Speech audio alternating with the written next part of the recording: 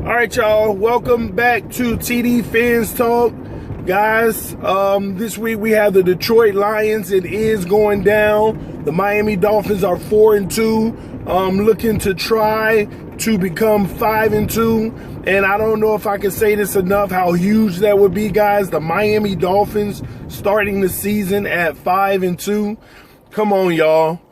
Put 2 and 2 together. That is huge, regardless of the haters, regardless of our own fan base, negative Nancy's. Guys, 5-2 would be so phenomenal, man. It would be ridiculously crazy for our team to start 5-2, regardless of that. Guys, we have one bad loss against the Patriots. We know we should have beat the Bengals. How do you not still see that this is a good team? They're even better than I expected, y'all, because of all the injuries we've gone through and still been able to maintain. Now, I know since the injury bugs first hit us, we're considered 2-1 right now, but that's still good, y'all. That's why getting off to a 3-0 start was everything, man. But Detroit this week, man, lot of chatter, man. All the Detroit fans, they around here talking about how this should be an easy win for them. That's what you're getting in Detroit right now. Now, let me stop. They didn't say it would be an easy win. They just kept saying that we should definitely win this game. I don't know why they feel that way, but after watching some of their guys give their opinion on it, I'm starting to realize why they feel that way, okay? And here's why. Because they know nothing about the Miami Dolphins. I am hearing them all the videos, all the people commentating, saying that this should be an easy game for the simple reason that their receiving core should be able to eat our secondary alive. That's what they're saying. Their receiving core should be able to eat our secondary alive. All of them are saying we don't have a great secondary. All we have is Rashad Jones. That's all they know is the Pro Bowler. It kills me, man. They really don't know about our team. They don't know who the X-Man is, Xavier Howard. They have no idea about Minka Fitzpatrick because they don't follow the Dolphins. Just like we may not know much about them, which is true. But I love the fact that the reason why they think they're going to win is totally false, and they have no idea. They should get a rude awakening, guys. TJ McDonald and Rashad Jones is turning out to be a 1-2 punch rival with the best in the league right now. That's a fact. Xavier Howard is making his Pro Bowl bid. Come on, y'all. Minka Fitzpatrick balling out, had some PIs last week, but he's still playing good coverage, regardless. And sometimes PIs even tell you at least he's with the man. Because his PIs weren't coming so much on getting beat and holding. It was like not turning his head. Those type of things. And gosh, y'all let me know because I haven't heard an update yet. Maybe I missed it because I've been busy. But is Bobby McCain going to play? It will make a difference. You saw what happened against the Bears with McTyer. They came, and Bobby McCain not playing was close to game time when we found out. The Bears didn't really know. They expected him to play. That's why the first half, they ain't do none of that. Then at halftime, they realized Bobby McCain not playing. Bobby McCain is not playing. What are we doing? We need to be attacking that side. And oh boy, did they not.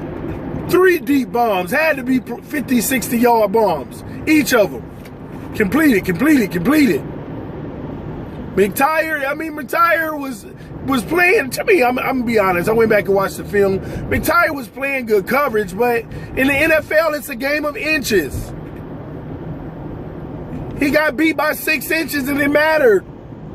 6 inches ain't much, and that's good coverage to me. But in the NFL, 6 inches, you can get beat.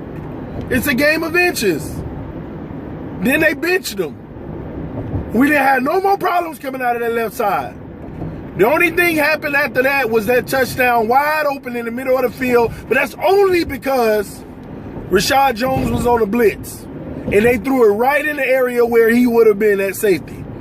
They brought him down here to see if they can get some pressure. The pressure did not work.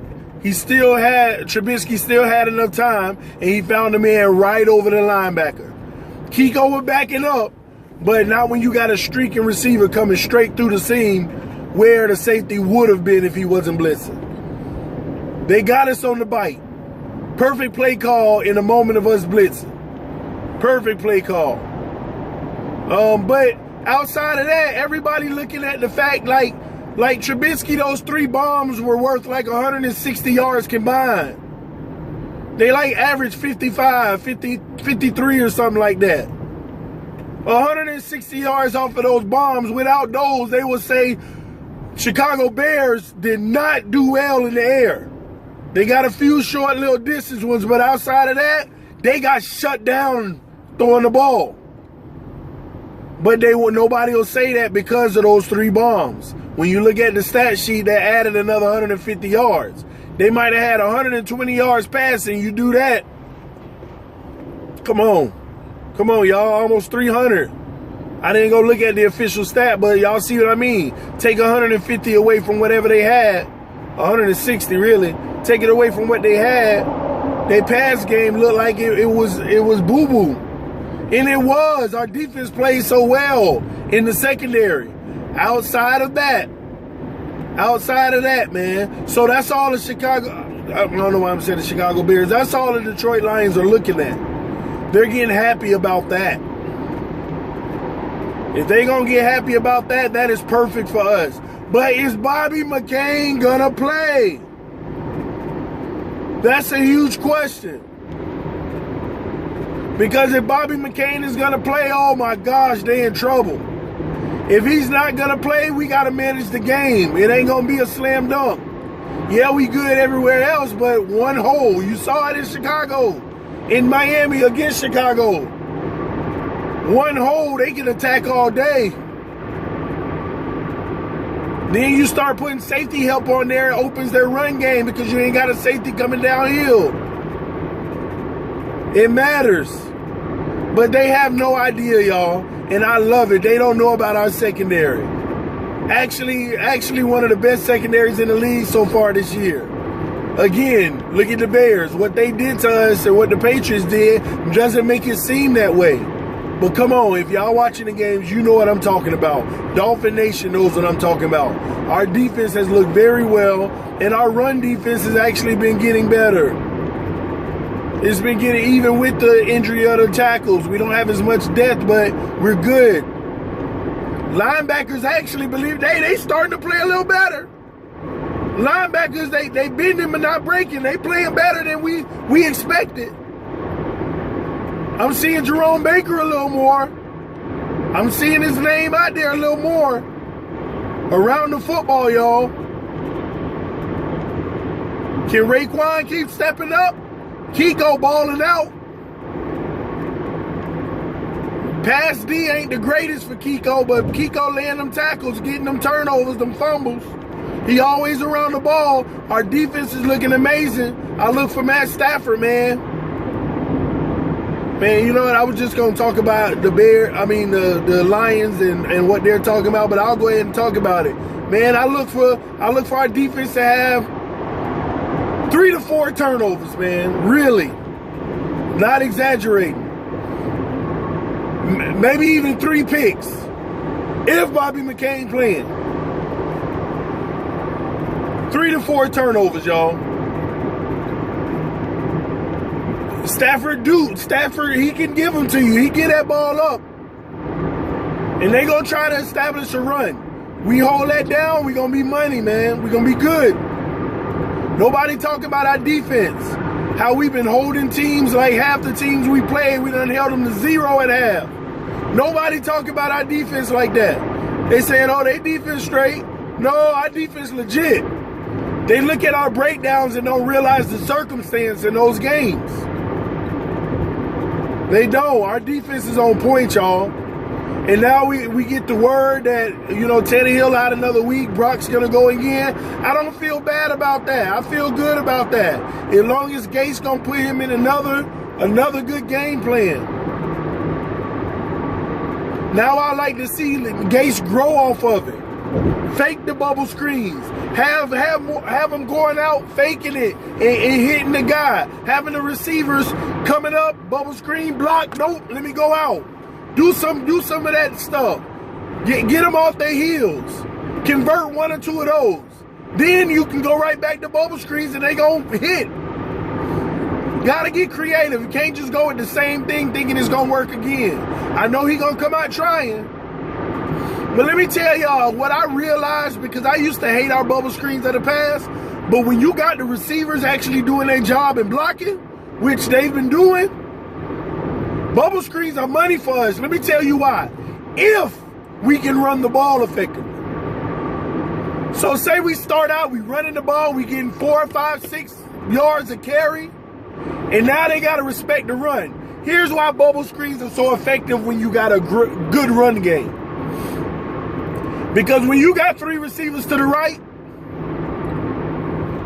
only in man coverage can you defend a bubble screen well if your offense is blocking. Okay? If Albert Wilson catching the bubble screen and Kenny blocking and Amendola blocking, if they're blocking well, the only way you can handle a bubble screen is if you're playing man coverage. And you got to be only about 2 yards off the line on these receivers, except the inside receiver maybe.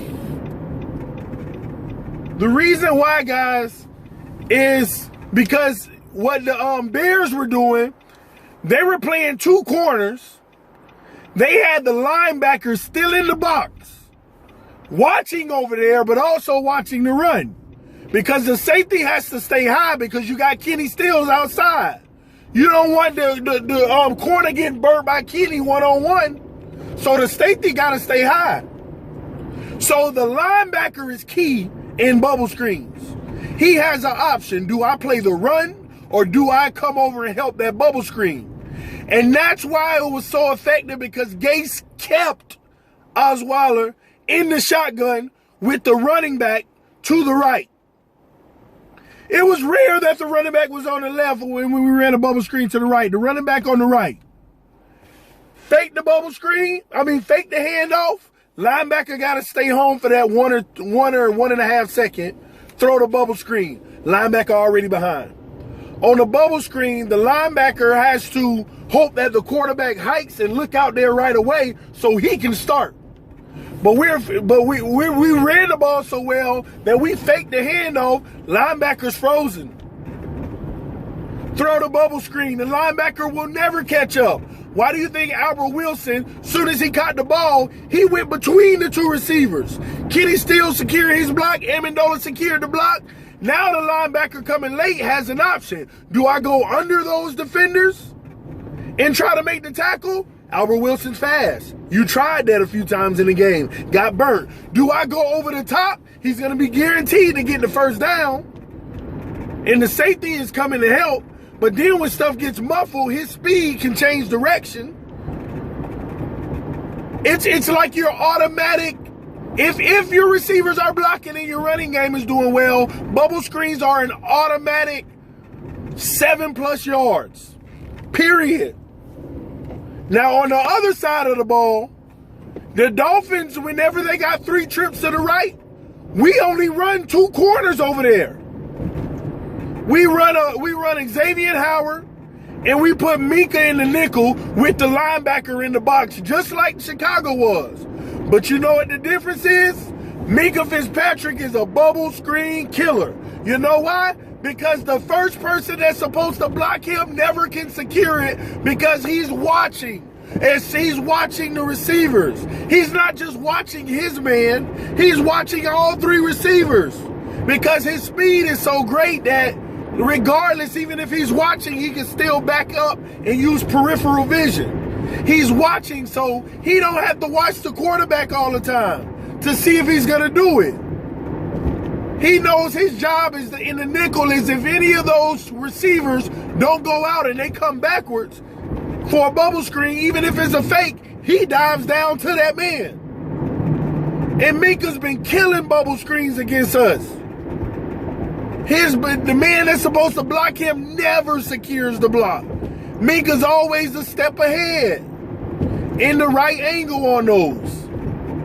That's the difference. That's why if you got Kenny Stills and Amendola blocking out there like they did in the last game very effectively, might I add, you cannot stop a bubble screen when the run game is good because they can't bring the linebacker out like that.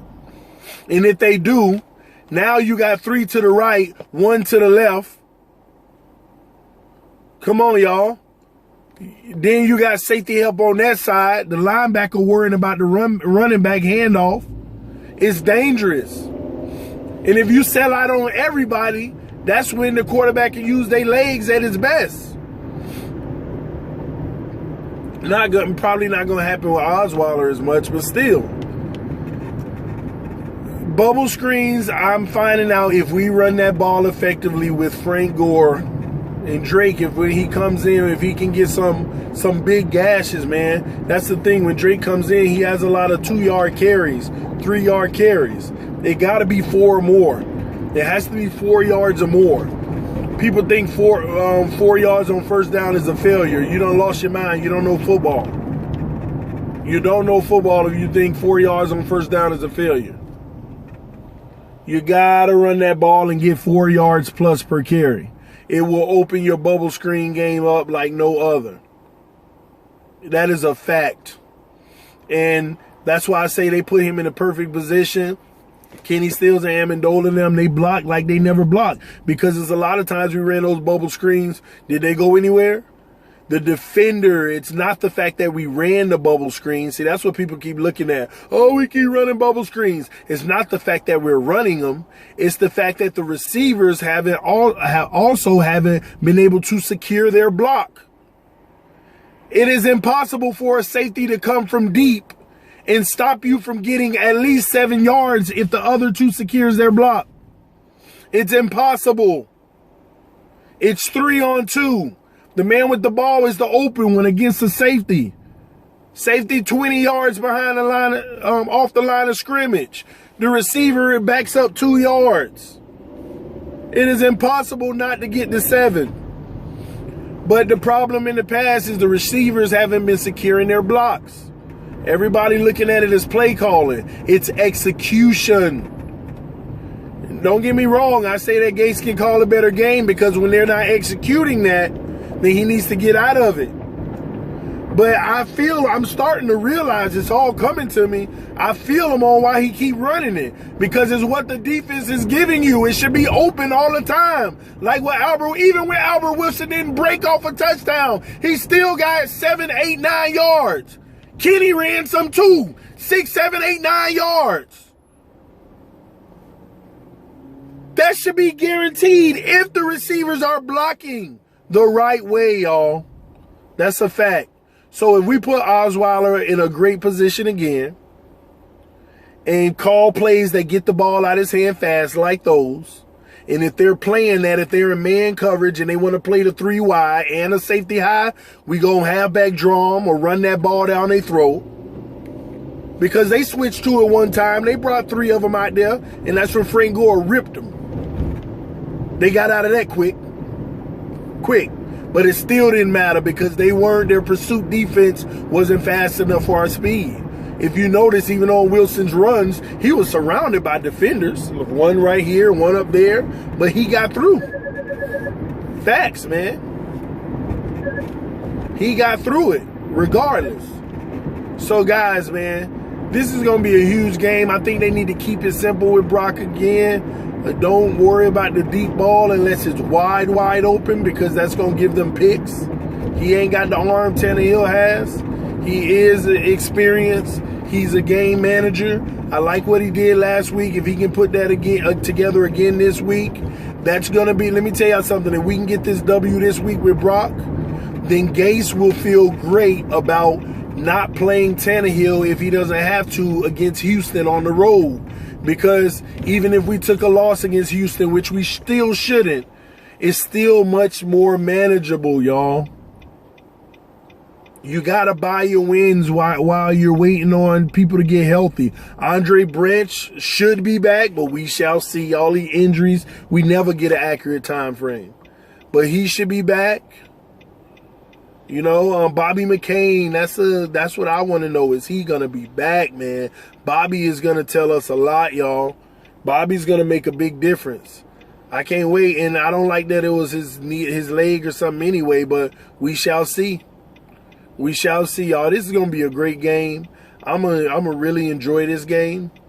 Cause we got a chance to do something special, y'all.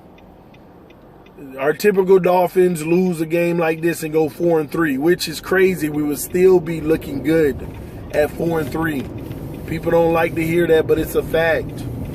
That's the equivalence of 8-6. Come on. But at the end of the day, early on, we can't, be honest, we can't do that though. We cannot lose this game. We cannot lose the games that we're supposed to win. We cannot. Okay? We haven't lost the game we were supposed to win yet. Let's be fair. Cincinnati. To be fair with you, I didn't predict that win in my prediction video 2 months ago. I did not predict that win. But we could have got it. That's what's crazy about it. But that's fine. We got to beat the teams that we're supposed to beat, and that starts with the Lions and then the Texans. We have to. 6-2, y'all. If you're down for 6-2, hit that like button, y'all. Make sure y'all subscribe to my channel. All right? This TD Fans Talk. Love y'all, man. I'll be back with y'all with another video. Make sure y'all check out my previous video.